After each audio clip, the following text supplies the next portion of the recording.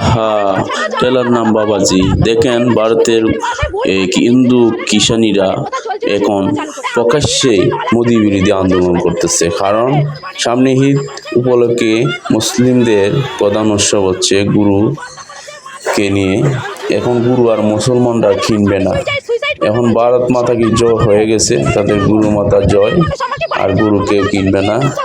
এখন নিজেরাই আন্দোলন শুরু করতেছে, আর রাস্তায় বসে যাবে। এখন মোদি সাহেব কি করবে এই জনগণকে নিয়ে? তাইলে সরকারে তাদের ন্যায্য প্রাপ্যটুকু দুক, নয়তো তাদের সম্পদ কিনুক। গুরুমাতা তাদের মাকে তারা সম্মান করুক, সম্মান করে ধরে রাখুক।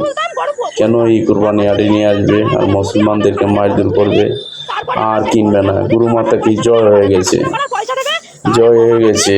14 বছর বয়স পর্যন্ত আমরা রেখে দিতে পারবো। তার আগে গোমাতা এতদিন এই প্রথা চালু ছিল না, আমরা এই প্রথা রাখতে পারবো না। আমাদের কুরবানির প্রথা চালু করুক, নাহলে আমাদের স্বামীরা সন্তানরা সব অনাথ হয়ে যাবে, সুইসাইড করবে বলছে। এর দায় শুভেন্দু অধিকারী, রেখা পাত্র এদেরকে নিতে হবে, নিতে হবে। সরকার বলছে যে গোমাতাকে বাঁচাচ্ছে। গোমাতাকে কিভাবে বাঁচাচ্ছে? এতদিন বাঁচায়নি কেন? এতদিন তো এই প্রথা চালু ছিল। আমাদের লাইফে আমরা এখন এরকম দেখি না, আমাদের স্বামীদের লাইফে আসেনি, আমার শ্বশুরের লাইফে ছিল না। তাহলে এখন এই প্রথা কিভাবে চালু করেছে সরকার? আমাদের নির্দিষ্ট সময় দেওয়া হোক, মানবো। সরকার এসছে, আইন মেনে নেবো, কিন্তু নির্দিষ্ট সময় না দিলে আমরা মানতে পারবো না।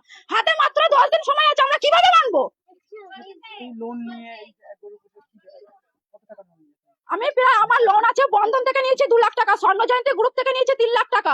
এছাড়া আদেশ আরো মারা নিয়ে রেখেছে আমার থেকে আরো বেশি, আরো বেশি। তাহলে আমি এই লোনগুলো কিভাবে চালাবো? আরো প্লাস পার্সোনাল পরের কাছ থেকে টাকা নেওয়া আছে সুদে। আমার খাটালে মাত্র 6টা গরু আছে, 6টা গরু আছে। সেই গরুর উপরে নির্ভর আমার 9 লাখ টাকা দেনা আছে। আমার স্বামী তো বলছে সুইসাইড করবে, আমার বাচ্চা তো অনাথ হয়ে যাবে। আমি বলছি যে আমি কি করতে পারি?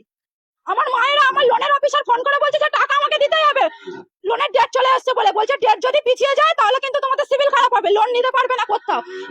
এইসব যে আমাদের কাণ্ডগুলো ঘটছে, আমাদের তো জীবন ভবিষ্যৎ অন্ধকার হয়ে যাচ্ছে। আপনার কতটা গরু চাষ করেছেন?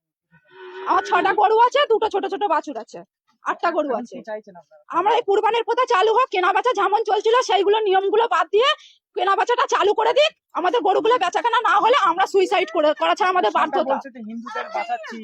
হিন্দুদের এইভাবে বাঁচানো যায় না দাদা ভাই, এইভাবে একদম টোটালি বাঁচান। শুভেন্দু অধিকারী মহাশয় ভুল করছেন। নির্দিষ্ট সময় দেওয়া হোক মানুষকে, নির্দিষ্ট সময়। 15 দিন ক্ষমতায় এসে এখন এগুলো হয় না, এগুলো হয় না, এগুলো আমরা মানতে পারছি না। তাহলে আমাদের স্বামী, আমার সন্তানের, আমাদের সংসারের দায়িত্ব নিয়ে যায় লোনের, তারপরে আমার সংসারের যাবতীয় দেনাপত্র দায়িত্ব নিয়ে নিক শুভেন্দু অধিকারী মহাশয়। নাহলে যেমন কুরবানির প্রথা চলছিল সেই প্রথা চালু করে দিক।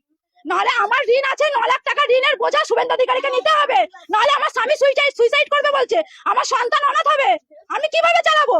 আমি তো মেয়ে মানুষ, আমার কি বাইরে যাওয়ার ক্ষমতা আছে? আমি কি ইনকাম করবো? দিদি আপনার নাম এবং মৌসুমী ঘোষ, আমার বাড়ি বামুনিয়া।